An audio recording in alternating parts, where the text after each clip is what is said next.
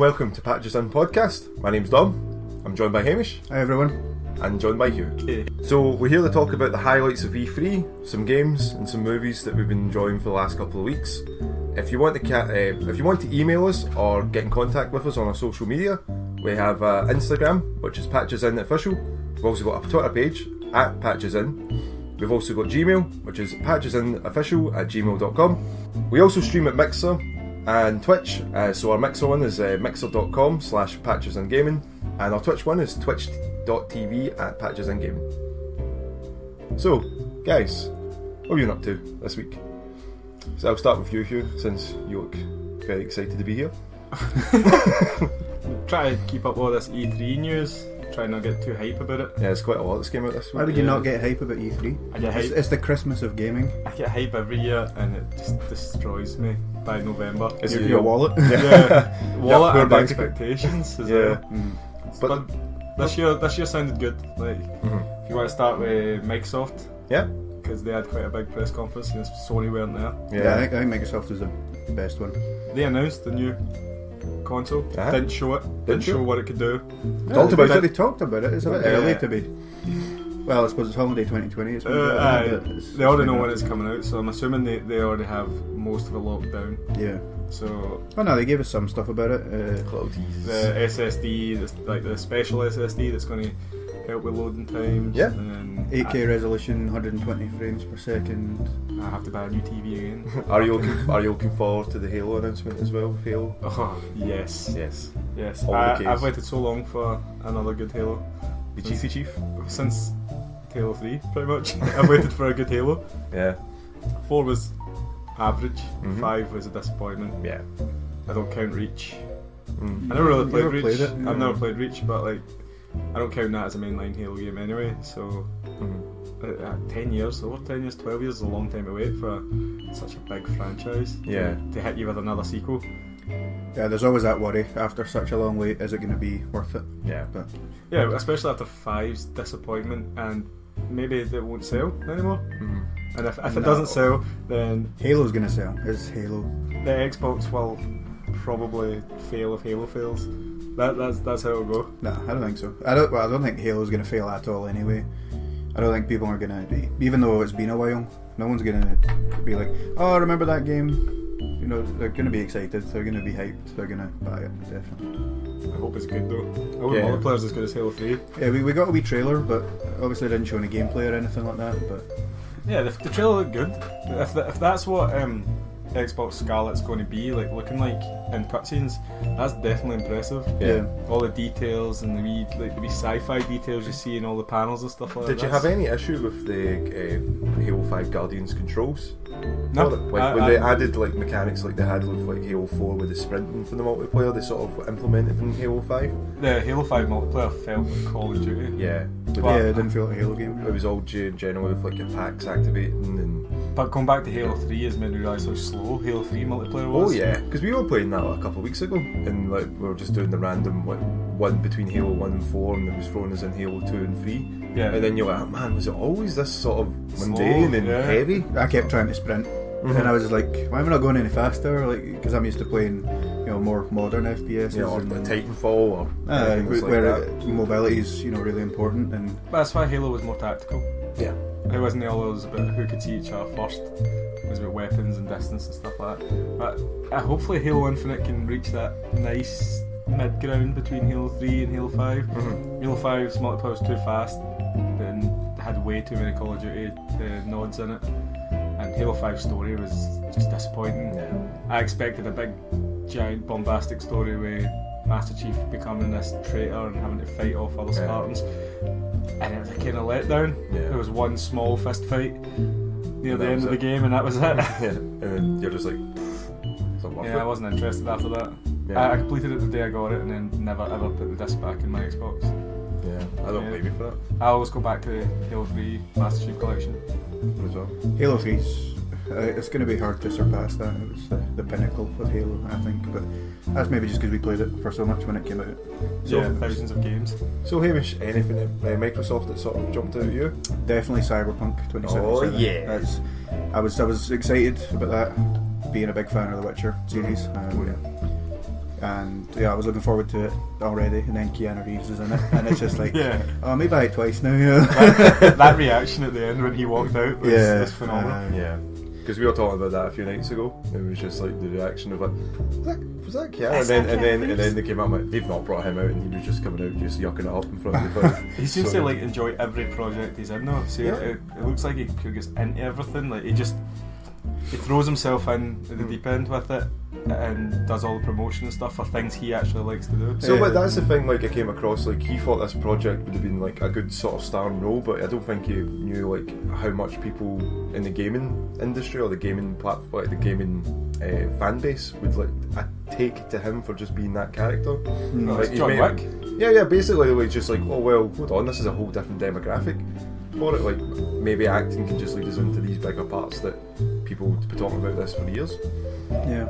Do you think it's going to be like a Witcher 3 style RPG? I've not seen much gameplay footage of it. We saw the trailer. And No, they released before They before did that trailer. They 7 released a minutes or something a good chunk of gameplay. Alright. Have you seen it? No, It's pretty I solid, didn't man. see that. It does look good. And apparently they were saying the other day that they're also looking at expansions as well, Witcher 3 style expansions, which I don't know. They just I roll know you out. played them, but No. one of them was like 20 hours, one of them was like 10 hours, Yeah. roughly. Those are film games I play. Well, that would be a film game. Never mind on top of like Witcher 3. If you wanted to do absolutely everything, could take you hundreds of hours. You know, Yeah. like if you wanted to really play absolutely everything. But it's good as well that I think he's quite a large part. He's not just like, oh, here's a cameo, do this mission with Keanu Reeves. He's going to be like alongside you. And I saw him talking about it the other day, and that's about what his motives are, and is he really helping you? Is he using you to get his own end? But Yeah. he didn't give too much away. But it'll be interesting to see. But then a lot of people are just like, can we fuck Keanu Reeves? And you're just like, come on guys, he's not even been in the game. Come on, he's not even in the door for 10 minutes and you're just about to bang him. But yeah, that does look really good. I'm looking Yeah, that's a forward to day that. one buy for me. I don't usually buy games like straight away anymore, but that one definitely looks good. I'm massive into Cyberpunk as well. What did you think about like a lot of the Microsoft buying up quite a lot of studios, especially with the acquisition of Double Fine that they announced there as well? Yeah, they seem to be buying up all the interesting studios that are out there, like the ones that make their own kind of niche games. Like they bought Ninja Theory and Double Fine, Obsidian. Yeah. Who was the other one they bought? Gearbox? I know they bought a lot. They bought like 14 studios or something. But those are the ones I liked. They have realised that they need exclusives, and they realised that they've got a lot of money. Yeah. And they went, instead of building their own studios, let's just buy these ready-made. Do you think because of Epic doing what they've been doing with their competitiveness against Steam, that they're just doing this as a power play move? To Yeah. sort of buy a lot to have exclusivity on the new Xbox? Well, Sony's won this generation generally through exclusives. Mm-hmm. Look at the list that PS4's got: God of War, Horizon Spider-Man. Zero Dawn, Spider-Man, stuff like that. Like, I don't think there is experience as good as that on the Xbox, but you can also play them on the PS4. Yeah, so it's So- like you only have that one console for it because you can play all those games that you wanted to. And That's the way to it. I've completed Horizon, Spider-Man, and I'm most of the way through God of War now, and all three of them are great. Can you think of any like this gen for the Xbox One that you're just like, oh, that's a reason to have an Xbox One? Because now with a lot of it, like with me, mine was Cuphead because it was exclusive on the Xbox One. Now it's a Switch game. Now as it's a well. Switch game as well as being on PC. And a Tesla.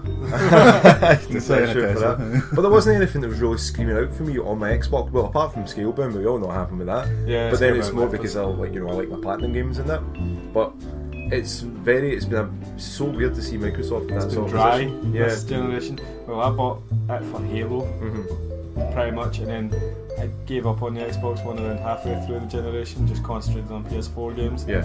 And then One X was coming out, and I'm a bit of a tech geek. How many Ks is it? It's got 4Ks.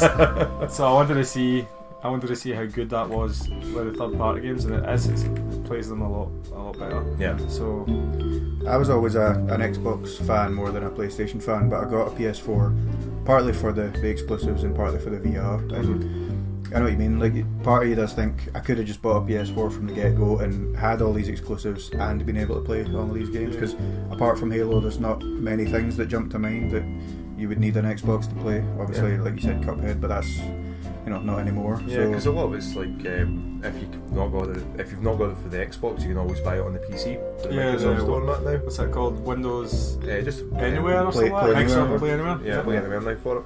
But yeah, so for me, seeing Gears 5 being there as well. Yeah, that's a Very another interesting cool- trailer with your Billie Eilish sort of Billie- music. yeah. And I was wondering, why is that voice sound familiar? I went, oh, it's her.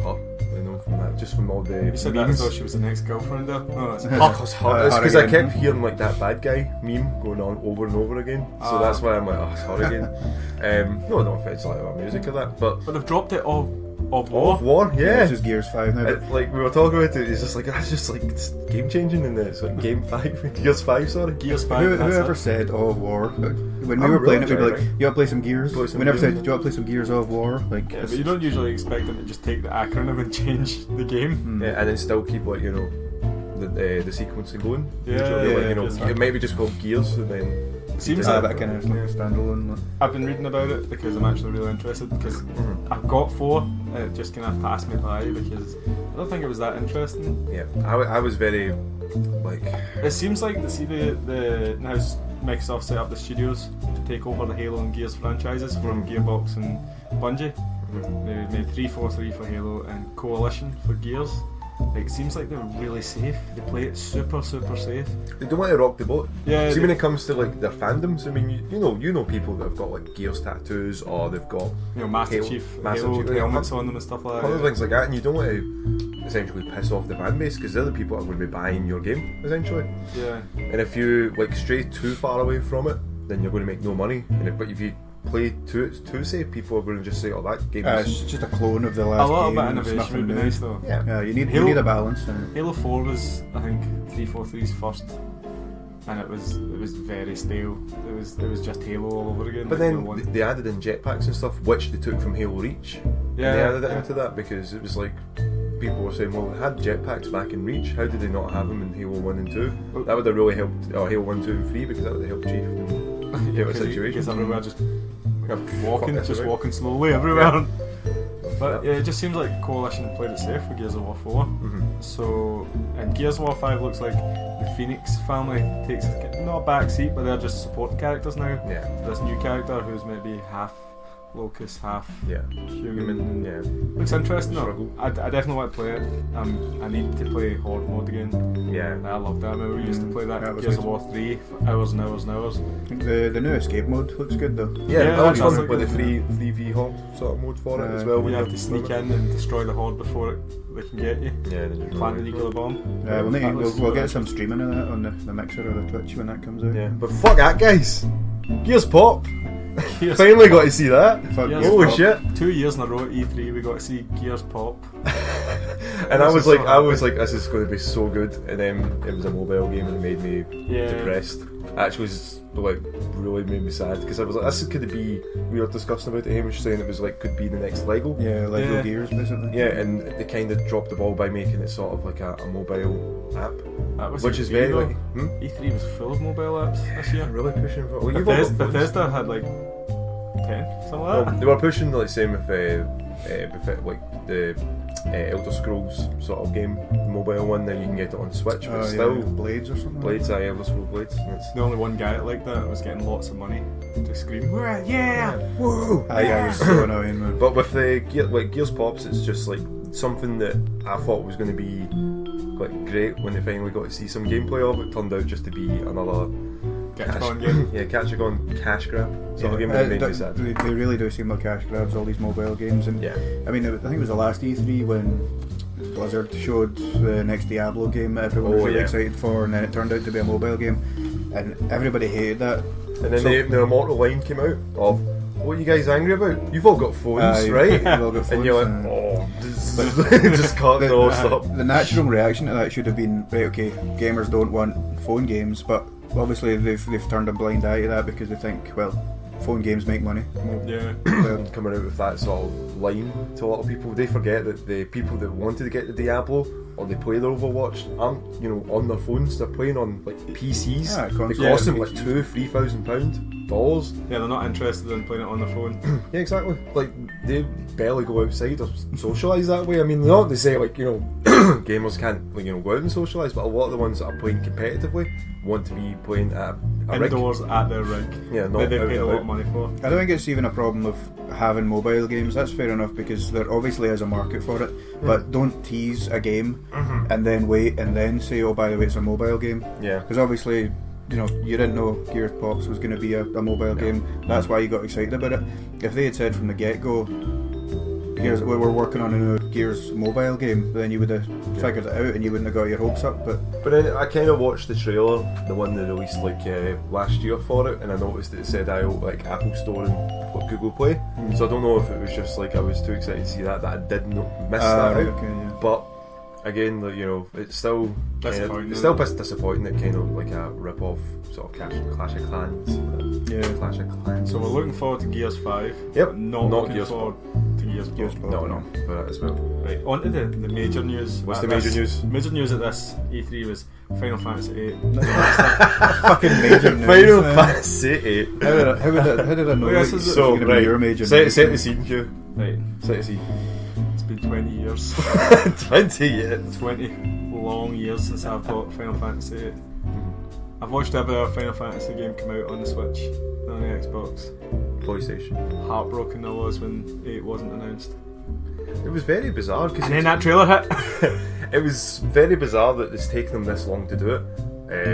But then you heard all the rumours that they lost the source code for the game, so they've had to rebuild it. Right, probably from like the PC version or whatever, but takes a while to do them. it does, especially when the PC version was super glitchy supposedly as Yeah, well. it was rubbish. Yeah, and 8 is considered a black sheep one, even though it's still like the review scores for that was still like 9 out of 10. It was well loved. It's like the 5th best selling game on the PS1. I enjoyed fifth it or something. because we were talking about it earlier when I was saying like that was the first Final Fantasy game that I ever played. Was Final Fantasy 8? My first one as well. Yeah, and I remember. Hamish, have you ever played Final Fantasy? First one I played was 7. Did you like it? Yeah, 7's up. Seven. I'm just trying to bring in your negativity. No, it's not something I would play, 7 times, like 8 times, like you've played with most of the other fucking Final Fantasy games. How many times you've played? 15? 2.5. Fuck off, you played more than that. I've played it for over 200 hours. I I need my Noctis. I don't think those games are You need your Gladio. My Scoliosis. That Scoliosis. sounds like a disease. scoliosis. It sounds like a disease that up your gym rat would say, oh, I've got that scoliosis. Look at me. That's what Gladiosis got. Scoliosis and scoliosis. I think they're fine playing them once, but I wouldn't get excited over remakes and that. Well, I'm super looking forward to this. Like, I've got it for the PS1, but if you've ever played it for the PS1, it looks like a bunch of pixels that have been thrown at a bowl. And just, It's not great. You'll forever see that meme with Renoa walking up to Squall at the party with Final Fantasy 8 going, "You're the only good looking guy in here," and it zooms in his face and it's all pixelated. And you're like, How can you tell? But I remember the soundtrack. It's one of my favourite soundtracks of a Final Fantasy. Was Final Fantasy 8. yeah, it was really good. Like, They're all now on Spotify as well. Yeah, it's great. It was announced at E3, but I think they were. Do you know it's also on Spotify here? What? This podcast. It is on Spotify. This podcast. That's what 75% of the listeners. That's like 3 people listening to this podcast. Wow. Groundbreaking numbers, people. Find us on Spotify. Patch us in. We've only got 2 episodes on right now. This is the 3rd one. By the So 3. time We'll have we 3. hear this, We'll have 3. We'll have 3 episodes up. You're listening to Current for one now. we're part of history, people. Get excited. Get hype. If you are listening to it on Spotify, let us know on Instagram. Just Give us a wee say message or an things email. to us. We don't get out of this room. We just listen to podcasts and talk. Talk nonsense and have fun while we're doing it. So, Final Fantasy 7 Remake. Finally got to see some proper game footage of it, Yeah. especially at the start of with Midgar. But you've also got to see like Tifa. And Finally Sephiroth. well, no, you've seen Sephiroth before. And in the first game that you can play just as well. So we got to see Leave us alone, Hamish. So we got to see Tifa, which is a big concern for a lot of people for it, because She's got smaller tits. so that's what a lot of people were thinking. It was like what was going to happen. This is the size of a bus. It's not. That's not the most important part of this That game. is not like that is really not like. You look at the old games that we had Lara Croft boobs. It's about the character, and Tifa's one of the best written female characters you'll get in a video game. If you've seen the screenshots as well, they're not small. No, it's people just moaning for the sake of moaning, saying like they're not as ridiculously huge as they should be, and it's like, but she's athletic. Bring back our anime titties. But like I thought she looked brilliant, and I was happy to see the mechanics actually be quite similar to the Final Fantasy VII of old. Like the active time battle. Yeah, and like, I can't wait to see stop the it and put in commands. Heaven's Garden. That looks really good. I can't wait to see that. The animations of his actual limit breaks look really good as well. Yeah, it's like to see that and finally see what the cutscenes with Cloud and Sephiroth, everything playing on his mind and how they're going to implement that in a different way. Do you like the fact it's going to be one episode from Midgar and then like everything after that is more episodes? I prefer that. Like, see, especially how long it's taken to do it, and from early impersonations, early impressions from the closed bit they did in Las Vegas. Yeah. There for E3, a lot of people saying it's by fans. This game, it's people that have been obsessed with this game for 20 plus years that have. You have a hand in it here, did you? Did. I was the one that drew Cloud's face. Just like little pointy face. All these wee spikes in his hair. And I don't know why it took them so long to do this, like to hit that button, hit the Final Fantasy VII Remake button. Well, cash was obviously going down and they went, right, we need an injection of cash soon, so we're going to have to do another 20 versions of Kingdom Hearts 3 or something like that. Yeah, well, Final Fantasy 15 wasn't, I don't think sales wise it was a disappointment, but critically it was, and they didn't want to lose that momentum, fan trust. But then they've been doing still pretty well with like Final Fantasy 14 online, and people are still playing through from that campaign. But like, again, it's nice to see it finally coming. Yeah, I'm looking forward. I've got pre-ordered for February 2020. I don't know. Look, get involved in this. So what about Nintendo? Fuck Final Fantasy. What about Nintendo? You can't just skip. Skipping Watch Dogs Legions. You never even mentioned Square Enix. You just went the big news, Final Fantasy. Final We're not talking about Fantasy Square Enix. Fine, we'll talk about Square Enix. Oh, you want to talk about the Avengers game? Do I talk about that? Okay. Yeah. Okay. You can start this one. I just found out that there was going to be microtransactions, so I'm a wee bit glad about that. Depending on what they are, you might not need them, but so like different armors for Iron Man. I guess so. I don't know. Did you see like there was going to be like console exclusive armors and stuff like that? I.e., probably Spider-Man's going to be on PlayStation only and stuff like that. I'm not hoping that's not what it's going to be like, because when they said it's going to be a continuing online story, and I was like, this doesn't sit well with me. This really doesn't, because it sounds very corporate lingo. But we did tell you it was like that, and you're like, That reminds me of, was it EA was saying the other day, they're not loot boxes, they're surprise mechanics. Oh, don't start surprise, we took your money. Don't even start me with that, because at least respect the consumers enough to just be upfront and be like, yeah, we've got loot boxes. I don't know if it's because they're doing it like in the UK, and like, the guy who was questioning was Scottish, and it was like you felt it was very personal when they were going, that's not what you think. It's like having a Kinder Egg, and it's like that. It's like, it's not like that. It's like the Hatchimals or Goat, and you're like, that's completely different from what it is. That's physical. You used to get that. This is yearly. You're already putting an upfront for it, and now you're expecting me to pay more, and then I'm not paying Kinder, 50 quid, and then going, an extra 3, 4, 5 every time I want a wee toy. Exactly, you're not doing that, and it's not a toy that you wanted. It's a random sort of choice. When you go and buy a Kinder Egg, or you go and buy that, you know what you're getting. But with like this, there'll be like a range of 6 of them. You get one of them. It's very upfront. No, it's a about 1 in 6, not 1 in 5 million. And they're like, it's enhancing it, and people enjoy this sort of thing. It's like, that's what you're getting, the chocolate as well. Yeah. But EA's not giving me chocolate. Is that what the thing is? EA's not giving me chocolate. If you gave me chocolate with my loot boxes. But they're not called loot boxes, Hugh.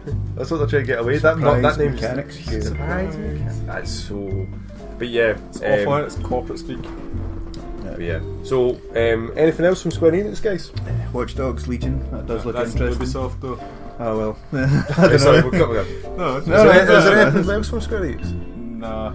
Okay, I pretty much just skipped the whole fucking Square Enix thing because I knew it would be all Final Fantasy shit. Okay, anything from Ubisoft, guys? Watch Dogs Legion. I think that looks actually quite interesting. Like, but it's one of those things. It's quite a risky strategy.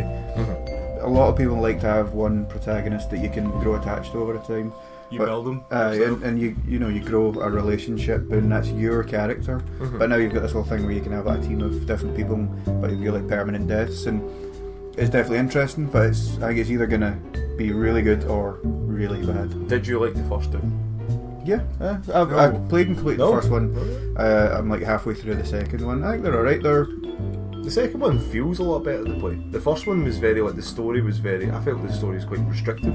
Watch Dogs, the first one was my first PS4 game. Oh, it was right, my okay. first next gen game at the time. Alright. I was so disappointed. Yeah. It was so slow and bland. Yeah. You mean like the pacing of the story? Or Yeah, like I got. Yeah, so I I was saying it's quite. It held you back quite a lot for it. Really, really slow. Like, I was expecting a showcase of what I can do, and it was just. Well, it's the same as stealth any game walk like that, though. through this stadium for the first part, and I just and the mechanics weren't that interesting either. Well, that's the same as any game like that. You and need to then- build up to it. No, and then things like, here's a building that you've got to go through or get into to steal something. Here's a bunch of guys, and they'll set it up so you can like hack your way through. When it was much easier just to pick up a gun And and just shoot your way through. But then that's It's badly designed. Yeah. Like, How's that badly designed, giving you more than one option to complete a level? well, because the game is all about hacking. Yeah, but you can still. The game is about Hitman's all about stealth, but you can still just pick up a gun and shoot everyone. yeah, but then you don't get the best ratings. But there was no fucking difference in Watch Dogs 1 between just picking up a gun and GTA in it, or doing the actual thing that they've spent time creating the game for. Yeah, there was no sort of choice to sort of go and do something different, and you got like an award for going a different there's way no, of doing there's that. no There's reward different for routes. hacking the cameras, Yeah, distracting guards, and doing it a different way. but not killing anybody. So would you rather they restricted you, where if you killed someone, it was mission failed and you had to start over? No, I'd rather designed a better game. But Would you- what would you change about it? What would I change about it? Yeah. I'd make it so that if you used weapons, the game would almost punish you for it. So you'd not be coerced into using the hacking technology, but it'd be better for you and the mission So- if you use the hacking technology, because you're just a straight up murderer at this point. You've just murdered like 50 people, and you're meant to be the good guy in the story. So it's basically Like- it's like kind of like not the like Hitman mechanics, but punishing you for Yeah. actually killing. Like how well can you go through this level being a badass So hacker? would you say more Or like like building a or Splinter whatever? Cell? You would probably like more of it. Yeah, like the actual stealth part is the main part. Yeah. Like when I played it and I found out you could just get a machine gun and shoot your way through, I was like, well, what's the point in me developing these other skills? But I think it's more because they're giving you that choice to say, like, if you wanted to go guns blazing, you can, and if you didn't, you can do it this way. But there's no, like, they didn't have, like, a karma system or anything. It's not as good as GTA like that either, though. Yeah. Like the driving was pretty stiff from what I remember, and the shooting wasn't great. The thing about GTA as well is the characters you go aren't good guys. They're most of the time Bad people. likeable bad people. So And a hero kind of. yeah, when you're the hero, try to go through this story. A lot of the problems, I You think, shouldn't have to shoot your way through 5 or 6 buildings and then still feel like the hero at the end. I think the problem is, like, they fixed a lot of those problems in Watch Dogs 2. Yeah, See I for heard it, because that. I remember, like, enjoying the characters, like, especially with, like, I think it's your first mission against the record producer guy.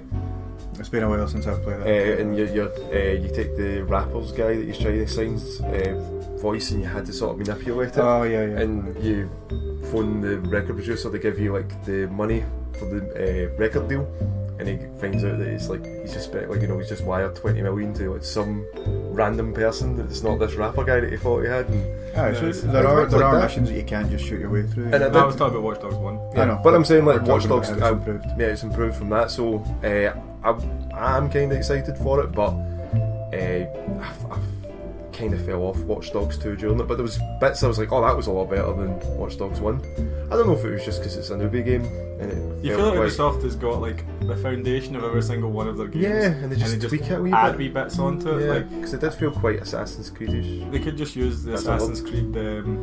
What's It the is one now. with the one in London? Syndicate. or Syndicate, something. And like updated it to make it look modern, and then put these characters in it. Yeah, So- I don't know. It's just Ubisoft open world games. You have to always be skeptical that they're going to be good. Yeah. But the mechanic that you can go every single NPC Yeah, It's pretty that's very interesting. sweet. Yeah. I like that sort of like. That actually creates the illusion that you are a member of like Anonymous or something like that. So if everyone can do it, And that's also tying back into the kind of play your own way. You could have a whole team of stealthy guys, or you could just have a team of like brawlers, or you could have a team of old grannies if you wanted to. I'm 100% sure in this game you will have missions that are locked to one type. Yeah. Yeah, you'll definitely have missions that'll be like suited towards a stealth person, suited towards I'm sure they a might be brawler. suited to, but Yeah. they basically, a big part of it was that you can play your own way and you can have a team of whoever you want. It's probably best to have a balanced team so you can use certain people for certain things. But To sort of distract someone from one way and then use that Yeah. sort of. They'll all have abilities and stuff. Well, but if they are building up from yeah. Watch Dogs 2, I think they're gonna Yeah. have every mission you can do it different ways. I was super surprised there was a Watch Dogs 3. This is Watch Dogs 3, so I was super surprised. I thought they would have just left it at 2, because I don't think 2 was even that bit much of a success. Well, it was just again under controversy with the whole day one buy exclusive from certain shops sort of nonsense. But DLC all got split up between consoles and that. It was very Ubi of them to do it. Yeah. So that was the only thing, but I don't think it affected sales. It was just they were trying to cast that net as wide as they can to make like as much money as they could. Seems like these big companies all have a caveat each that just disappoints you. Yeah. Ubisoft aren't as bad as others, No. like EA, but They release buggy games sometimes. yeah.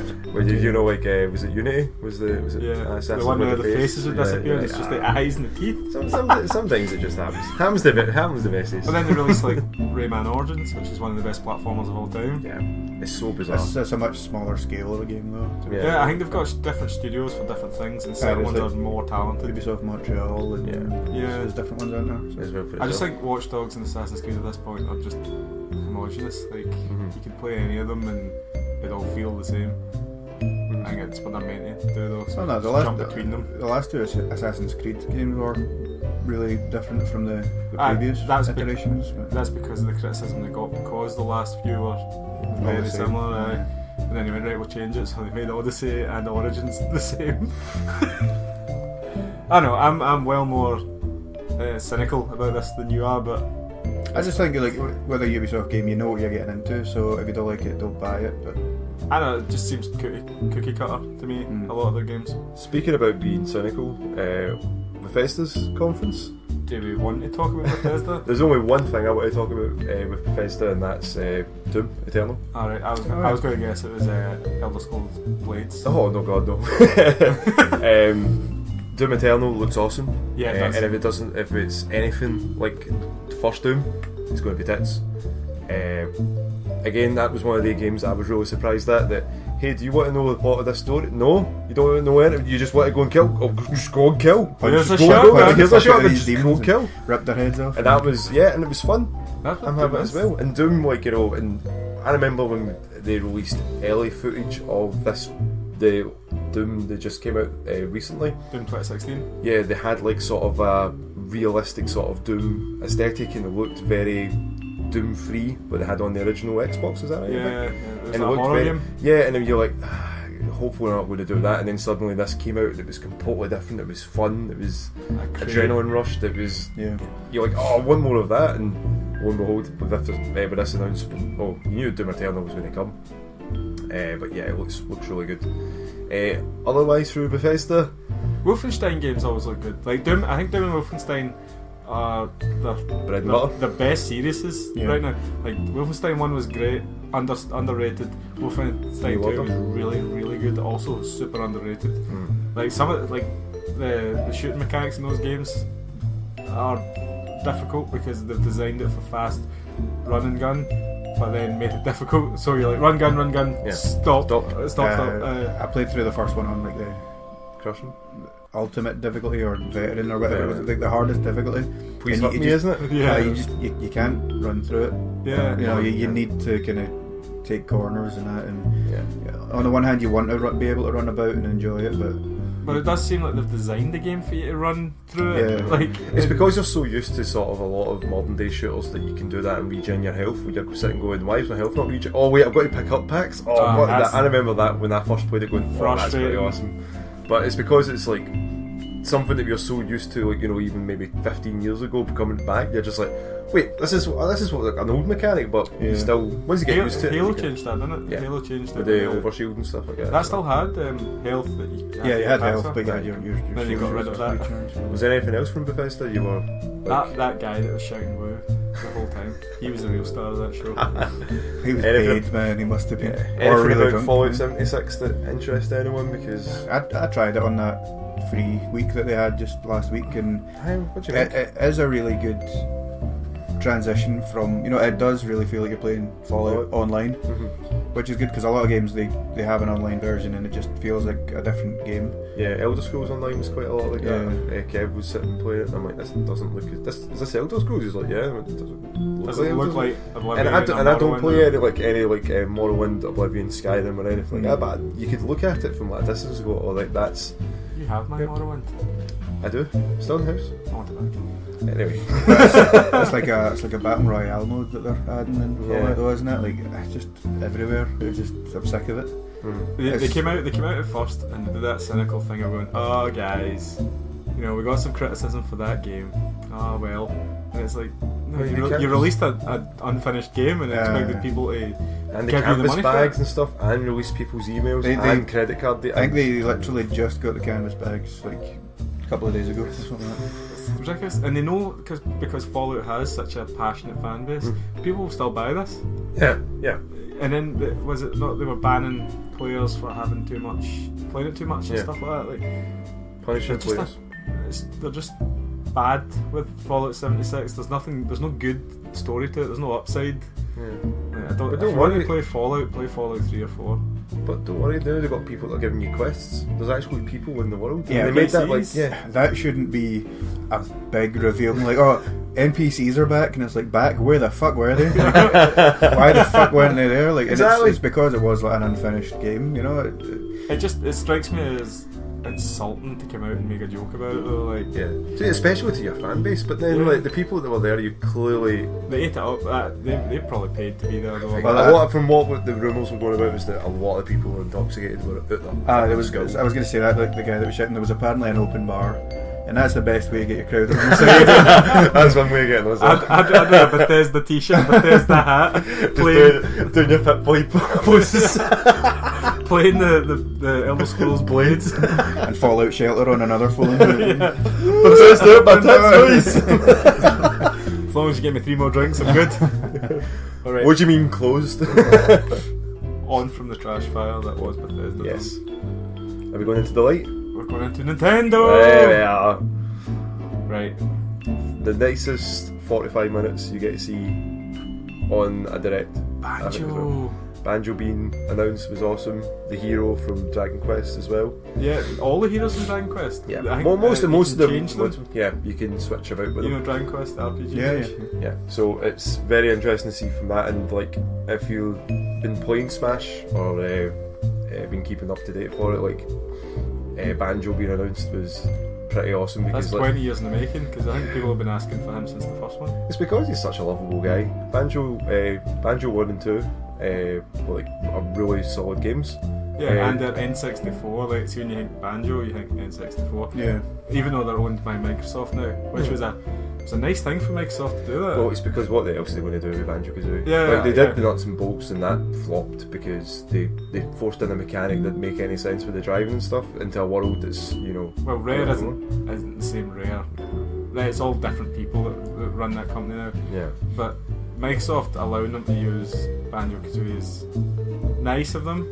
I want to know what they're getting back for it though. Is it money? Are they going the Game Pass and stuff like that being on the Switch and they're getting advertisement on that. I'm assuming that's the main reason for it. Rare Replay was just added to Game Pass. Was it? Yeah. So there'll be like things like that. Like the people, like the nostalgia still sells like crazy. Yeah. And if they said we're going to release Banjo-Kazooie and Tooie on the Nintendo Switch, obviously Rare and Microsoft will get money off of that. Yeah, they would. And you'll have like your portability for that. And then if they ever want to do say like Banjo 3E, 3A, if they ever want to do that, you can put that on the Switch, and that would sell like hotcakes. Microsoft would make a bit of hotcakes, and Microsoft would make money from that. And then the reaction that you see me people had for it. Greg Kirkpo, the composer, like he did most of Rare's stuff, the catalogue on the N64, is doing the music for the current one as well. Was he the Donkey Kong Country? Yep, Donkey Kong Country rap. He wrote that. Yeah. He did a lot of the voices, like the goofy, like bug-eyed characters. He's. That's the only words I know. He did Conker's. He did Conker's Bad Fur Day. He did. That was good too. Just the golden age of Rare. You're seeing the late 90s, all the N64. Killer Instinct and stuff like that. Anytime they did like a game like that, they would do it and then they would set a bar doing it as well. Jet Force Gemini. Yeah, that was him as well. Well, that was them. I read it. That. Just testing his knowledge. Yeah, Perfect Dark. But they didn't do Perfect. Will you even know? No. How the fuck can you test that? But yeah, it was interesting, and I hope that with this we do get another Banjo-Kazooie game, because it would be nice to see it, especially with like the way that they sort of changed them for Smash. Yeah, he's a bit more cartoony in that, and he's not like Fat Banjo from Banjo Nuts and Bolts. But it's more like it was nice to see the video as well with K. Rool, Donkey Kong, and Diddy all in the house and all that, and then doing the fake Donkey Kong's face. He's always like staring out the window like a mad creep. Yeah, just right up on it. So again, it was pointed out that K. Rool being in there was a bit strange. Because Donkey Kong. Why would they hang out? They're enemies. But then it's because we hang out. It's because Donkey Kong Country, K. Rool's a Rare character as well. Right, okay. Donkey Kong Country, Rare game. Diddy Kong Racing, Rare game. Yeah, that's true. And then with Banjo being there, that's why they were all pure hype and doing that. So it's they're all pals. Well, the boys are back. Just get the wee Spider-Man meme have all the poses when the boys are there.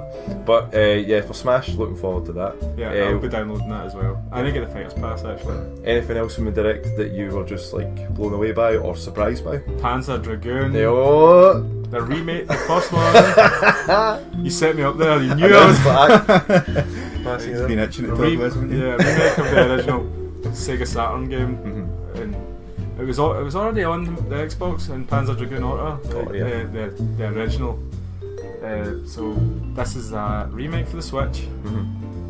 I think they might remake the other two if this one sells well. So how many copies are you going to buy? 15. Yeah, first folks. Well, Panzer Dragoon, if you don't know, it's a rail shooter. You fly a dragon, shoot lasers from your dragon. Sounds a bit. How cool does that sound? Yeah, sounds realistic. It does sound realistic. Game of Thrones didn't have that. No, I had lasers now, but I had dragons. Dragons. Yeah. I haven't seen too much. I don't want to look at too many trailers and stuff like that because I don't either want to be disappointed or too hyped for it. But I will get it when I see it on the eShop. Or is it not a remake? It is a remake, but these remakes can go one of two ways. They can go super good or it's not like you're going to get bland. spoiled. So why wouldn't you just watch the trailers to see if it does look good? I'd still like to see a bland trailer because it's got such a nice art. But then design. you'll know not to buy it if it looks shit. I've got to buy it anyway, even if it's shite. Stop yelling at me. I want Panzer Dragoon Saga. Remake Panzer Dragoon Saga. # remake Panzer Dragoon Saga. We're not getting that trending. No one cares.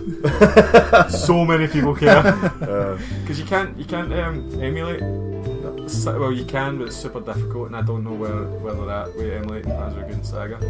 It's so fucking rare as well in this country. It's like 300 quid for a copy. So what? Yeah, it's nuts. Yeah, it's insane. Do you not know how much like? I don't buy old games like you, mate. Like you've told me a few times that when you've bought a game like that was only 100 quid. I'm like, what? It's a big it's for a fucking 20-year-old game. You know what I mean? But it's a vintage game, Hamish. It's vintage. So it's not a fine wine, mate. It is. So anyway, Panzer Dragoon, buy it first day. Everyone buy it. Everyone buy it. Everyone buy it. No, fuck you. So your boy's back as well, Big Luigi. Oh, he's back. Luigi's back in Luigi's Mansion 3. Yeah. That looks amazing. Did you have a hands-on with Luigi's Mansion 2 on the 3DS? I've got Luigi's Mansion. I've completed 1 and 2. Yeah, it's pretty fun. They're really good. Like I didn't expect much from Luigi Mansion 2 because it was like how many years after it? 6, 7. It was a good GameCube launch title. 10 years. Yeah, so that was after the and first this one. point I was like, oh, I don't know if it's going to be any good. It's a bigger, better version. Oh yeah, it's really fun. I was shocked by it. it's creepy in certain bits, and the effects they use, the ghosts, the translucent, like multicoloured effects, it's really nice. Yeah. I'm hoping with Switch hardware they can make it look even better. Yeah, there's a wee trailer they showed there with like Guigi showing up. Is that his soul? Is his soul just green goo? I don't think it is. I really hope, because like if he touches water, because like you'll be like, what, humans are 80% water or something like we're just giant cucumbers, I guess, walking about. But Do you know what gets me about this? Why don't they release a collection? Luigi's Mansion. Well, if they're just making the third one, then they'll wait until it was done. I would think There's so many opportunities to make like collections for the Switch. It's like Nintendo. the Zelda games, like the remake of Zelda Twilight Princess and Wind Waker. Just stick that on a cartridge. I'll buy that shit again. But with Luigi's Mansion, the people will be pissed off. Oh, here's this collector's edition 1 and 2. Everyone buys that, and then by the way, there's going to be 3.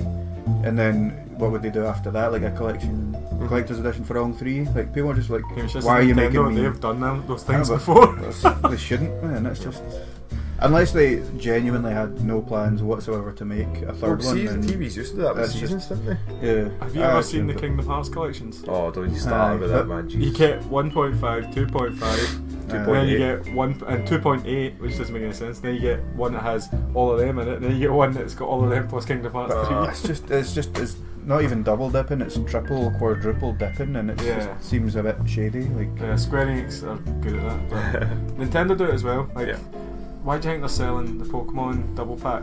Yeah. It's the same game. Talked about that on our last podcast. If you've not heard it, go and have a listen on Spotify. Listen on Spotify or Podbean. Probably better on Spotify. Just covering all the bases. As well. So, what about the teaser trailer for Breath of the Wild 2? It's just it's going to be like, it's just saying it's in production because it's the same idea they did with Metroid Prime 4. But at least you actually got to see something. Well, they're using the Breath of the Wild engine, aren't they? So the reason that they're making this new game is because they had too many ideas for like DLC. Yeah. And they were like, could just make a game out of this. Make some more money. So, I would go back there. Honestly, that Hyrule was one of the best Hyrule layouts I've ever played on a Zelda game. They've probably would you say it Hyrule? Is it title of the podcast? Yes. I think they've probably got a few games in that engine. I think like they spent a lot of time developing it, and then when you saw it for the first time, you're like, this is insane. This is on a Switch. This is like 10 times bigger than Elder Scrolls Skyrim. Yeah. Ridiculous. The music for it was this is going to be like a Majora's Mask, which is a darker, edgier story. It'd be pretty nice. Yeah. Because for that, because like the way Ganon looked as well. Yeah. And then it was like talking about, so you just hear all the sort of stories that are going to come from it from like, how long was the trailer, the teaser? Like 30 seconds? Yeah. People already try to pinpoint things that already happened. It's like, the intro, where they had that before, like that wasn't like that was Ganon, it was Ganon and Zelda were fighting this, and that's when you're like, guys, calm down. That's why Calamity Gammon's Gammon. Calamity Gammon. Here's the title of the podcast. Calamity Ganon was that's how that was created, rather than just having Ganon. Yeah. Or Ganondorf, or anything, that sort of iteration of him. And I was like, alright, that's pretty cool if they're going to do it that way. But what people can do in like 30 seconds of like a teaser trailer is insane. Yeah, there's some obsessed fans out there. Yeah, look at it like frame by frame and extrapolate all this shit that ends up meaning absolutely nothing. Like. But you've seen like when people were watching when they released the Spider-Man Homecoming trailer, like go down frame by frame when they had like the check come in, and they seen like, oh, like it says Potts. Rather than Tony Stark, what does that mean and all that, and then all the speculation came up from there. Because Tony's dead. Spoiler alert. You're going to get a podcast taken off the air. What? He's dead? The air, like we're in the air. For a radio show. What, Tony Stark is dead? Tony Stark is dead. It's like the start of the trailer is him talking about how he misses him. It's too early, Hamish, right? It's too early. It's too early for Iron Man, right? So, Iron Man. Breath of the Wild 2. Iron Man. Sorry. Definitely interested in it. Don't know much about it so far. Well, it's because it's just in production. It's the same ideas like when they did the Bale 3 announcement and the Metroid Prime 4 announcement. It's just saying we're in development of doing this. They made Majora's Mask in a year after Ocarina of Time with the same engine, do you think it's the same thing this I time? hope, man. I'd see if I can get another Zelda game 2020. Say if like around November time again. That'd be great. Oh, if it's the same engine and that, and they're using the same assets, then there's no reason why they couldn't. Yeah. Especially if At least it was Switch Pro. they might have been working on some DLC, Yeah. and then they just got loads of ideas, so they might already have a chunk of the game made, Developed, so, yeah, probably most of it. And then speaking of like Zelda games, the remake of Link's Awakening That looks amazing. as well. That looks like it's a toy world. Yeah. And Zelda's up there. Oh, Zelda's the girl. my gaming credentials have crashed. Oh, where is it? Oh, spill everywhere. We're not cutting that about you. Link looks like a little toy, Yeah. toy world. I like this remake. It looks really fun. So do you like when Nintendo do that with their characters rather than just sort of give them a realistic look or keep them the same over and over again? Like Mario doesn't really change from game to game. Well, Link seems to change quite a lot between them, but it's sort of like Wind Waker was like hated for the majority when it first came out because of the style for it. No, I loved it as well. I loved it as well. I bought it day one as well. Because it was on, like, I had the GameCube and I put it on and I was like, that would think it was my first proper Zelda game that I really, really liked. Because I watched my pal play through Link to the Past and Majora's Mask and he speedran it. I was like, what's going on? And he was just going, nah, whatever. And I'm like, no, bro, hold on, I need to know. Nah, you don't need to. I watched the moon's coming down. Wait, what? What's the moon doing for that? Nah, why does the moon get that face? Yeah, I know, why is it so angry, you know? So Some games I don't mind speedrunning or, basically trying to get through, but aye, but you're missing out on so much. Again, so I was like, okay, I guess that's what a Zelda game is, but then I remember playing Link's Awakening on the Game Boy, like the old Game Boy, and I'm like, oh Jesus, the green screen, Yeah. and having fun with that, not knowing what the hell I was doing as well. But it was when Martin, my brother, had he got that for Christmas. He had Tetris and they had Link's Awakening. Betty played Tetris more. Betty played Tetris more. Oh yeah, Tetris. Oh, Tetris is amazing. Link's but- Awakening is one of the best Zelda games, even though it was technically 8-bit Game Boy game. It's still amazing. So The story in it was really good, and then like Mario was a character in it, and wee cameos and stuff. there was like that. like loads of wee cameos by different Nintendo characters. So what do you think of like doing sort of redesigns for it? Are you all for it? yeah. If it's like makes this We have a interesting? lot of Zelda games, like, and you have realistic Zelda games, and you have cartoony Zelda games. Yeah. Like, it's not like I've got this cartoony Zelda game now. They're only going to make cartoony Zelda games in the future. Do you think a lot of people think if it looks a certain way, then doesn't look mature enough for them? Therefore, it's a baby game or it's a kid game. It's not for them because of the art style. I think those people are fucking idiots. Yeah. they're- Oh yeah. Who really Is that cares? people man? still in school arguing about that sort of thing? It's interesting, but so it doesn't put you off from that. No, sort it of doesn't. design? It looks shiny. It's a nice filter they've got over it and stuff like that. It makes it look interesting. They're not gonna make it look. It's not gonna bad. change. It's not going to change the mechanics of the game. And it's not also it's not bad. It's just different. It's different. I like it. It's attracts you to play the game. Yeah. It's different. Anything else from Nintendo, Hamish, that you've seen that you all I think we've have covered. fun? I think. Animal Crossing? Yeah. No. No. I played a bit of that on the 3DS, I think it was, and it's alright, but it's not. You're not going to just lose your mind because it got pushed back or anything. You're just like, Nah. oh well. Those kind of games, I never have the patience to play them over a really long period of time, and you kind of need to with those sort of Yeah. things, and I generally lose interest before I get all the way through them. You So. start trying to kill people in it and stuff like that. Try like. Frying pan. Why is it not letting me hit this fucking cat? Anything else from E3 that sort of jumped out at you guys? No, but there's a game coming out next week that they showed in our trailer for us. Marvel Ultimate Alliance 3. Mm-hmm. I'll be getting that game for my Switch. Because you So like your Marvel. Yes. You'll probably see a video of it on YouTube at some point, and we'll talk about it on the podcast. Do we have a YouTube channel? Sure. We do have a YouTube channel. Sure. A YouTube channel. YouTube. YouTube.com/patchesingaming. Are you sure? Yes. You didn't sound very sure of that. That's youtube.com/patchesin. Gaming. Is it gaming? I was in case you could edit that out. Is it gaming? I don't think it's gaming. I don't know. Check it. It shouldn't be. I don't think it's gaming. But that's why I just patches in. Yeah. You got that there as well. Right. That's it for that. So guys, have you been reading anything interesting? No. Thanks, Hugh. He So- can't read. We just put this section in to hurt Hugh's feelings because he can't read. I've been reading things and looking at pictures. Ooh, what kind of pictures and words are you seeing? Violent pictures. I've been reading Berserk. Oh, It's really, really good. so this is your first. I say that about everything. I do. It's Well- really good. It's really good. So this is your first sort of read on this. You've never seen the anime. You've seen the OVA or anything I've like seen that? the trilogy of the Golden Age art Yeah. films. Never seen the anime.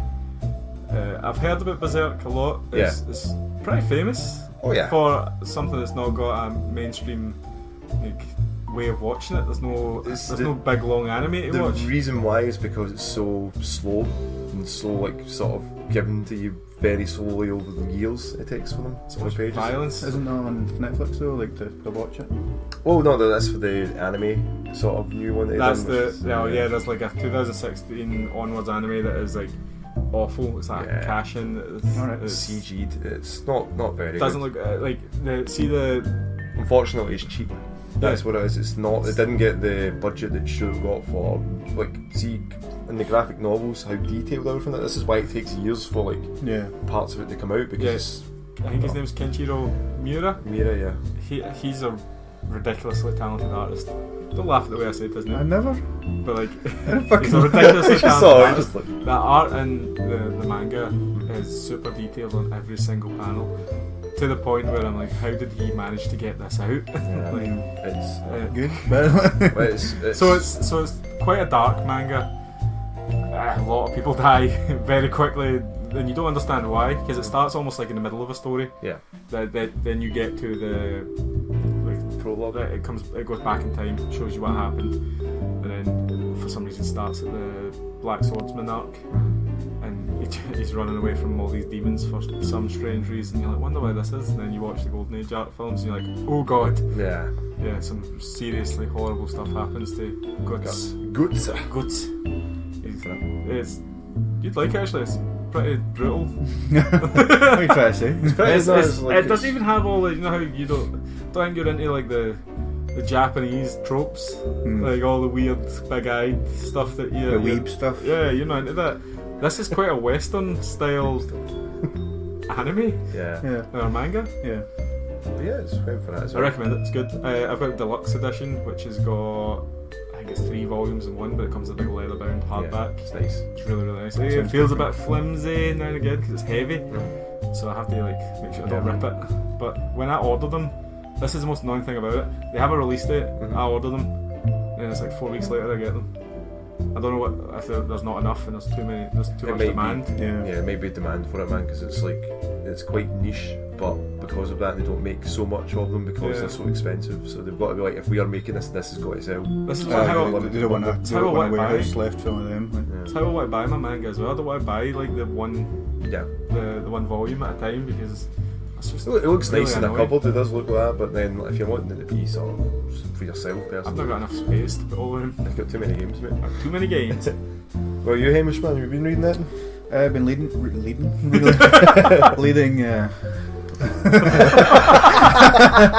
I'm trying to lead into a joke there or something. I've been reading The Last Wish, which is the first book that that Witcher guy wrote. His name I can't pronounce. Oh, And That's like 3 or 4 awful attempts at saying that man's name. that guy. I think it's his birthday today. Actually, Yeah, he's happy birthday, pal. 71 today. He doesn't Old as like the fuck. games, does he? But he doesn't like anything apart from books. I'm sure Yeah. he said something like he was.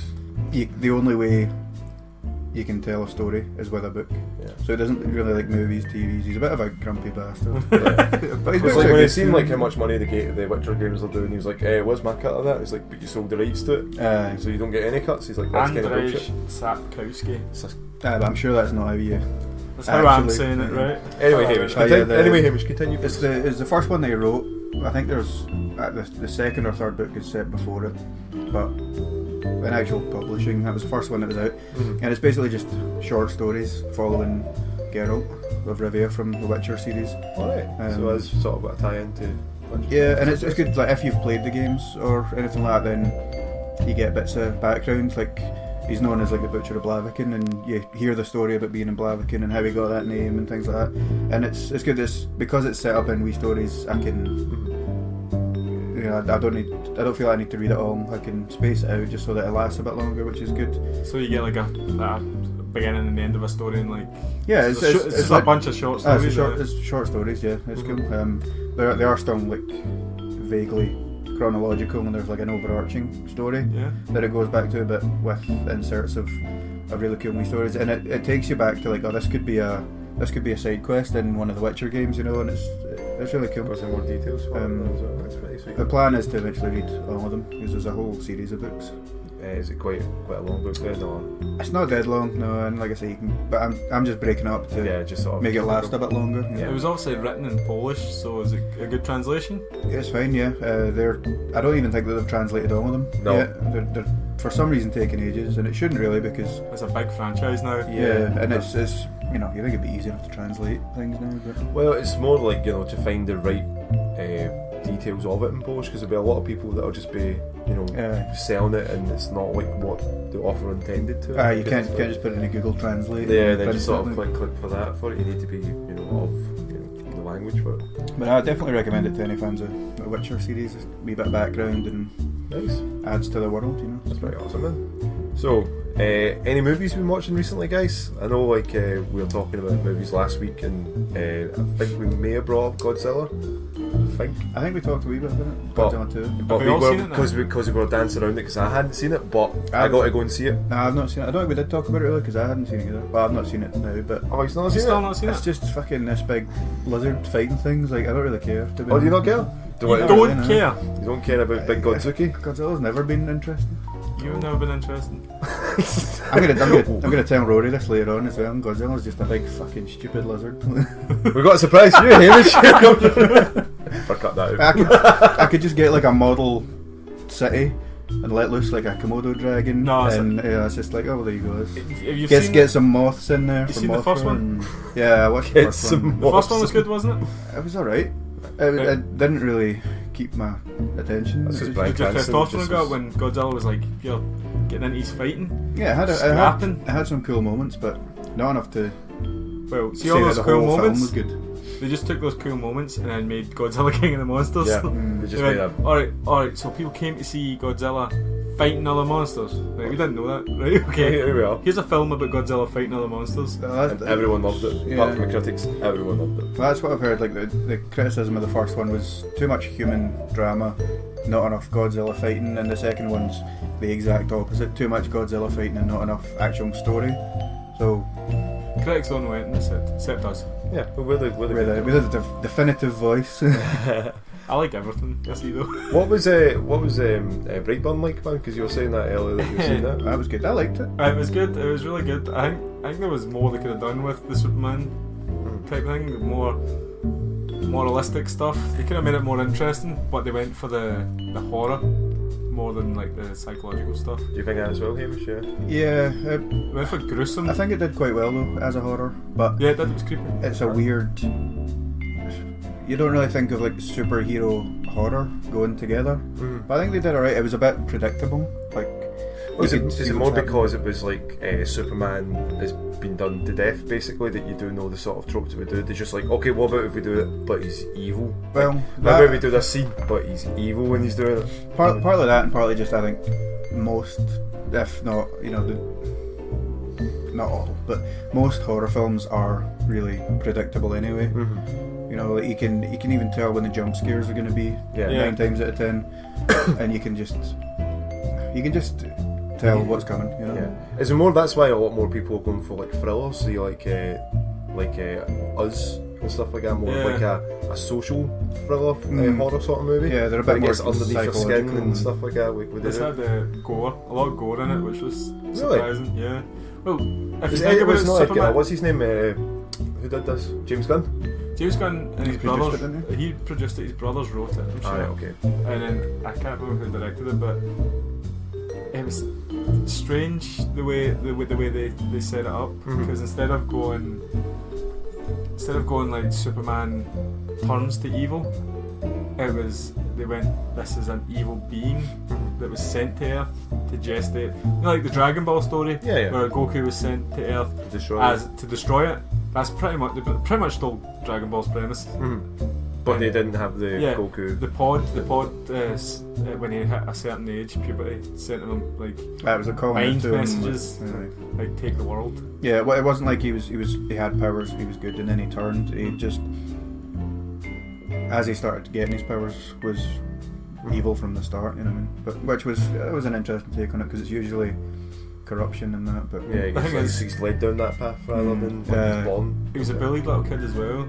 I think he's fucking weird looking. He was weird, but I think I'd bully him. Yeah, a little kid. Bully him so hard. They played that into his turning into a wee psychopath because he felt inferior. Then he found out he was superior, which made him just a monster. I made him a monster. So like I did see like the trailer that they released with like is it the last scene in the dino? Yeah. In the class? Yeah. That was like the big bit, and then him standing just going for it. I have no idea where they had the big last scene in. Even though it was It's weird. It's to make just you- for make the you gore. feel it, it's just for the Basically, eye. she looks up at the light and then it shatters, and then she gets a bit of glass in her eye, and you see her pulling it out, and it's just for the gore. The scary part of that film is there's an unstoppable 11-year-old boy with the powers of Superman. Okay. Especially with I don't know how they got away with so much Superman. Is that a Warner Bros. Film? No. They got away I with think so it's on much Lionsgate. Superman references. Laser eyes, red cape, the flying, his parents are Kansas farmers. He's an alien that came from space in a even the whole spaceship. meteor thing, like That's all Superman. Like no one who went to see that film doesn't think of Superman almost instantly. Like, oh, right, he came from space. Oh, he's got powers. But it's legally different, which is the best kind of different. yeah. But no, overall, it was good. Elizabeth Banks plays his mum. Yeah. She was really good. I don't think I've ever seen her in a horror. I don't know if she's done a horror before, but she did it really well. Obviously, when you think of her, you think of a comedic actress mostly. But no, she did well. Because she was in like Zack and Mary and stuff. wasn't she? Yeah. Don't know why I just drew to that one, but she's been 40-year-old virgin as well. 40-year-old virgin, yeah, so I went as well. But I'd recommend people go see it Yeah. if you like horrors. Superhero, cause it's weird because you don't see. This is just a strange genre. Yeah. Horror superheroes, and at the end, Oh, that was a spoiler. spoilers. No, just spoilers. We'll do spoilers. No, just vague spoiler. Basically, they look like they're going to be having some sequels. Oh, yeah. Yeah, So, they're playing Marvel on us. Oh, there you go. they're certainly setting up at least a few. So It's good for that. Right, boys, what kind of games have you been playing this week then? What about you, Hugh? I completed What Remains of Edith Finch. Did I can say that name right? Can you see that? Edith Finch. What Edith Remains Finch. of Edith Finch? What did remain on that? Not a lot. Yeah, pretty much.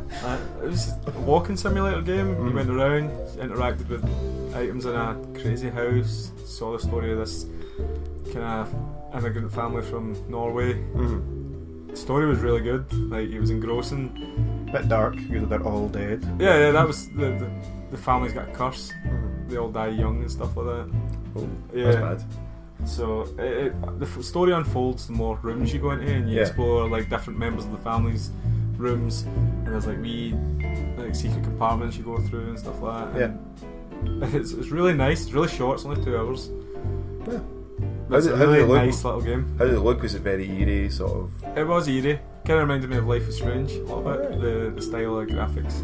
Yeah, like it's like a cartoony sort of looking, but it's like set like Realistic as well. Yeah. It's got that cell shading. you know that America, like the foresty parts of America, Yeah. like the northeast and northwest. Like Carolina, sort of. Yeah, like it's got that kind of like autumn look about it all the time as well. like orangey, yellow. Sort Yeah, of, it's stylised. But It was good. But It's on Xbox Game Pass. That's the only reason I played it. Yeah, Because I wouldn't have bought it, Mm-hmm. but because it was on that, I gave it a download. You It enjoyed won, it? it won a lot of awards the year it came out. So Yeah, for its storytelling and the fact it was an indie game as well. Yeah. What I liked about it when I played it was it's when you go into all these rooms and you hear these stories about all the different family members that died. You play as them basically, or you play out their story, and it's like lots of different games in one. So one you're like you're like a cat. At first you jump out of a window onto this tree and you're a cat, and then you become an owl, and You have to catch rabbits. and then there's another one where you're like in a bath as a baby and you need to you like shoot stuff up, don't you? Yeah. To knock things down. That one was super dark. But it's it's cool. It's like loads of wee kind of mini games in one overarching story. Which There's I think also was a quite cool. comic book part, wasn't there? Yeah, About one of the ones that was like she was like a child star. There's a horror comic book part of someone's in the house type thing. It was super interesting. Worth a play though. Worth a play. Especially if you've got Game Pass. And it's very short as well, so you can. Yeah, it's only 2 hours. Easy 1,000 gamer score. Yeah, just still for that. How about you, Hamish, man? You played any games this week then? I've actually played this twice. Guacamelee 2. Yeah. I'm big fan of the first one. It's more of the same. You can get like the same abilities and it's even all the artwork's still the same, but that's not a bad thing because the first one was really good. I love the first one. I Yeah. remember playing me and Lomax going through the first one. Yeah. The PlayStation 4, man, it was really fun. The It's- soundtrack's brilliant. Yeah, soundtrack's good, and even just the level design. It's obviously a kind of beat 'em up type thing, and the combat's really. See, once you start learning new abilities and running it all together, it feels really satisfying. Yeah. And also, I played it on co-op with Ross, and co-op's a lot of fun as well. Yeah. Because like you can go like what was his name again? Is it just Juan and like the missus? Yeah, Tostada, I think her name is. And you unlock all the costumes and that. But no, it's really fun. It's not dead long. It's about 8 hours, I think. Me and Ross played it in one sitting. Yeah. It's a Metroidvania, isn't it? Like you explore like a maze of a level, grabbing different power-ups and stuff. Yeah, basically, and then you can go back through it once you've got these power-ups to get through areas. You've also got like tricks and stuff like you need to do, like you hit through portals and there's a thing you can like jump off a wall, so you need to well run up and then run across and jump. Some of it can be really tricky, especially there's like a challenge thing where you get these parts of a key to open a door, and some of it can get quite frustrating. But again, it still feels fun to play, so it's not like turn off. Yeah. Frustrating, fuck this. It's a good level of challenge. Yeah, that's good for as well. Yeah. That's my favourite. No, it's good. I liked it. That's good then. So, excuse me. So I've been replaying Ninja Gaiden Black for the Xbox. Playing it backwards compatible. Yeah, but it was on the Game Pass, so I got to download that for free. So I remember that game being one of the hardest games that I ever played when I was younger on the Xbox. I don't know if it's because I was playing with the Duke, the big controller, but I remember just going, I'm going to complete this game because it was so hard. No one could. I remember a challenge. Yeah, there was no one could play that game. Anyone who played it was like, this game's way too hard because like you'd fight your master guy right at the start who had like the nunchucks, and he would just beat your ass every single time. That's what a good master does. Yeah, It's not a soft start. So I was like, I'll see if I still can remember how to play it. It took me a while, but I managed to sort of get pretty far for it in the first 2 hours. I was like, I don't remember this game being a lot harder. Maybe you've just got a lot better. I don't know if it's just because I played it so much that I've still muscle memory from playing it, or like the controllers like being a lot smaller for it made it a lot easier to do all the moves that I was trying to do. Maybe you've just got better hack and slash games, or maybe the game's just not aged well for it, and it's just very simple. Once I was like, I remember I can do that insta kill move, and he'll just go and just chop everyone's head off. And went, alright, maybe that I just was like, that's too boring. Maybe I want to do all these combos and stuff. But maybe you're right with the hack and slash because I'm still a big fan of the Devil May Cry games. So when was the original one out? So that was the Xbox. So that was what, while ago? 2000s, so nearly 20 years. Oh, Hugh, just to make you feel old. Yeah. But obviously, like we were playing Rocket League and all that as well. We had a good laugh there. Yeah, when we were streaming that. Absolutely, terribly. Yeah, we were streaming it on Mixer because it was on the Xbox. Yeah, mixer.com/patches in. Gaming. You can rhyme it off now. Yeah, I can rhyme it. You practiced it. Yeah, we're not great at that game, are we? Oh no, God no. You know, it's because we were playing with Ross and it's 4x4. Nothing against Ross. He's good at it. Me and him used to play it quite a lot. We played doubles and we got really quite good. Well, for us, we got good. Yeah. See the 4v4, it's just there's too much going on. It's chaotic, which adds to the fun, but it makes it a lot more difficult to coordinate because there's always going to be some other fucking car trying to hit the ball when you are. But it's a lot of fun. It's the longevity. There's an event on just now, that summer event. They're always fun because you would play it for the fun anyway, but it's good being able to go back and get some collectibles and things like that, you know. The soundtracks were great because I was just saying playing with the boys. Just Yeah. I kept singing that. Just, it's like, God, it's like an ear just stuck in your head, man. I love it. That game's like 6-7 years old now. Yeah. It's still super popular. I can remember that came out for free for the PSN Yeah. one. Like it was like, I just downloaded that, and I remember just playing it for hours. And I think it was Simon was playing with us, and they nearly had like anxiety from playing it because like you would get the ball so close, and you're like, he's like, I've got to stop playing this, guys. I think I'm going to have a heart attack. Yeah, because you think you're getting it. You think, yeah. You've got it in your sights. You get proper tense. And then either the ball is slightly too high, or someone comes out the side and just cleans you right out. He bones you right away. You're like, Yeah. The worst thing is when you're on the way to it and you're like, right, I'm gonna hit this and then it's gonna go there, and then just all of a sudden someone from the side and you're like, you dirty bastard. Had a plan. So we lost every single game? No, we didn't. No, we won didn't. some. We won some. Oh no. In fact, you went away and then we won like 3 in a row, and then you came back and we lost again. That's nothing to do with me. That's just you don't like teamwork. Common denomination, mate. We don't like teamwork. So is there any TV shows or anything, guys, you've been catching up with? Netflix, Amazon Prime or anything? I watched Good Omens. Oh, I is finished that that. Hamish one? It was only 6 episodes. It was good. It's Neil Gaiman I and think I talked about that last week as well. Good Omens. Yeah. I don't think you did. David Tennant? David Tennant and Michael Sheen. Yeah. Sure, I spoke about it. Or I wanted to speak about you it. were we going didn't get a to, chance to Have you seen it all? I haven't seen it all, I've seen halfway. Right. It's good though. David Tennant is brilliant in anything.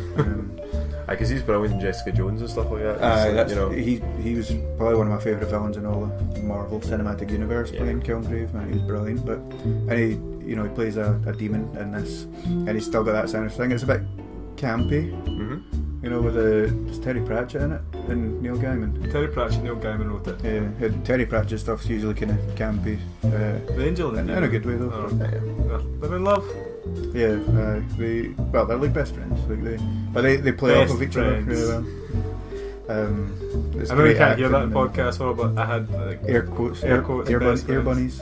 Ear bunnies. Yeah. But no, that was really good, and I was a bit disappointed it was only 6 episodes. But then again, Are they leading to Are they leading to another season? I don't it's know. only got one book. It was only one story. Yeah. So I don't think so. I think Amazon's doing a lot of the Neil Gaiman adaptations from his books. They did So Hot right now. yes, so I was reading his books as well. He did American Gods. Yeah. Oh right, yeah, because like that's Amazon. He was Lucifer. They wrote the original Lucifer comic. Sandman. There's a few others on he's done quite a lot. Amazon Prime. He's he wrote Coraline as well. Have you ever seen that? Yeah, that's the one with the buttons and stuff. Yeah, That was He's really quite a prolific writer. So it's creepy as fuck. yeah, it is creepy.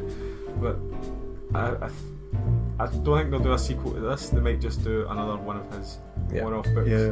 Because they did more seasons of American Gods, and that was only one book. Well, that's just finished season 2.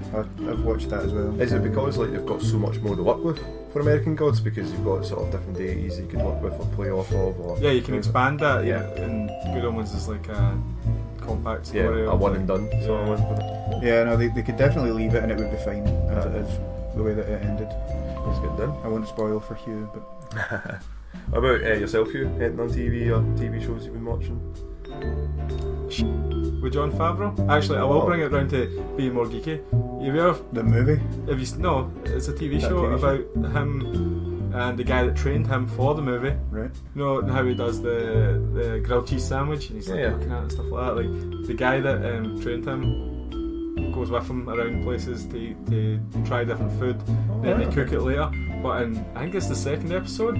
They've got Tom Holland, Robert Downey Jr., a couple of the Russo brothers and Kevin Feige in it. Wow. And they sit around like eating food and talking about Iron Man and stuff like that. And they talk about the food, like, because the reason that guy trained him for chef is because he was the food catering guy for Iron Man 1 and 2. Wow, and, right, okay. Yeah. And in that show that Pepper Potts, Gwyneth Paltrow didn't remember she was in Spider-Man. She's like, no, I wasn't in Spider-Man. I guess and he's like, yeah. no, we were in Spider-Man. She's like, no, I was in the Avengers. And he's like, No, remember the scene, we were in Spider-Man. And she's like, Yeah, she was in the scene like at the end. Right at the very end. Yeah, she can't remember it. She's got too much shit going on. Oh, yeah. No, to be fair, a lot of the times they'll record loads of that stuff together and then just cut it and put that in. So, but yeah, you think you would know what's going on. It's really good, especially Jon Favreau goes around as different filmmakers. He went to Robert Rodriguez's house and he made them like a cauliflower pizza and stuff like that. They just talk about food and films and stuff. So it's like that. It's sort of what was that one? It was like the hosting sort of one, like your dinner with five. What's it called? Yeah. Like when you have like the people sitting. People around the table and they have a conversation. Yeah, four people you wouldn't really think sitting together and they're having conversation about movies and stuff. And this one is mostly about Jon Favreau making food with this guy. And the food they make is based off of like they go to food trucks and stuff, different things like that, and then they go back and make their own version. And Jon Favreau's a really good cook, and then they talk about obviously making Chef, which was a really good film. If anybody's not seen it, it's really really good. But with Tom Holland and Robert Downey Jr. in that, they talk about the Marvel universe quite a lot as well. Stuff I know the Russo's been there as well. Yeah. That would be very interesting. Sort of. And that was before Infinity War came out. It was recorded, so. It's obviously not got like the most up to date knowledge, but it's still super interesting. And the show is really good as well. What's 10 episodes, 26 minutes each on Netflix. What's the food like in it? Is it like looks amazing. Mouth watering every time I watch it. Because have you seen Chef? See when he makes that mojo pork and makes the Cubano sandwiches. I was searching like Google. It's like, where can I buy these sandwiches in Glasgow? I need this in my veins right now. Yes. Turns out you can't. So then I tried to make it myself, and I made like an inferior version, but it was still amazing. Is that the one that I have? Yeah, I think so. I made the big pork joint. Yeah. Like the film is really good, and the TV show's like it's super interesting. Like Jon Favreau's a really cool guy. I think I would love to have a couple of drinks with him and just be like, pick his brain. He talks about making what's the film he made with Vince Vaughn in it at the beginning of their careers? Not Swingers. Is it Swingers? Swingers, the one who go to Vegas and that. Yeah, Swingers. See if it's not that, but like he talks about making that, and then he talks about making Iron Man and all the other like Chef and stuff like that, and Iron Man 2. Yeah. So that would, for people who like geeky stuff. Yeah. That's your link to that. What about you, Dom? Have you been watching it? The only thing I've been doing is been catching up on Cowboy Bebop. So catching up. That's 20 years old. I know, but I've watched it a good few times. But catching up because Big Jason hadn't seen it. And he's just big into his anime and stuff like that, being in Japan, and he's like, I've always heard about it, but never actually really watched it. So it's nice rewatching that, like, and that's one of those animes that never seem to age. Like everything about it, the style, the music, the artwork, the stories, the overarching characters. The production was top level back then, and it still looks amazing today. So you think it could come out today and still be as popular? Well, see, you can even see with Netflix has picked up for a live action variant of it. So who's playing Spike? They did announce that, didn't they? Yeah, they did. It was like I would think it still would work, but the problem is it's kind of already been done with like Firefly. I'd say and that was pretty solid as well. Like when they did Firefly one season and they did Serenity, movie, I thought it was like, no, that's the best you're kind of going to get close to a Cowboy Bebop. It didn't have the experimental jazz music that sort of gave Cowboy Bebop that sort of edge, as well as like the fighting and all that. A lot of people don't think they look at Cowboy Bebop and they're just like, that just looks like Spy or something like that. It's like a Quentin Tarantino anime. It's like a bounty hunter that fights. Super stylized. See that episode, I think it's the third one, where he's hungover in the pub and he's trying to eat the egg, and the guy, like the raw eggs, and the guy like nudges him and he's like, It's not. It's like, again, I'm gonna say this. It's not like the anime that you hate. It's not pure weeby anime. I watched it's it sci-fi. I watched it when it first came out. John Cho. John Cho, that's right. We're talking about John Cho doing it as well. Yeah. So is the live action version just going to be like a... So we're not sure. I hope it's going to be episodic, because like I love the way they say that episodes are like records for it as well. It's like record one, and but is it going to be just the same stories, or is it going to be like a new... I would say it would probably be the same story, because probably compressed a lot. Like they'll probably do episode 1 and 2 back to back, with the Corgi and stuff like that, and then when they bring in Ed and stuff like that, they'll probably try and make wee things about, so everyone sort of like Valentine gets in there as well. So It'd be good if they, not scene for scene, but if they did a good run of it and then got the similar ending, it would be impactful as well.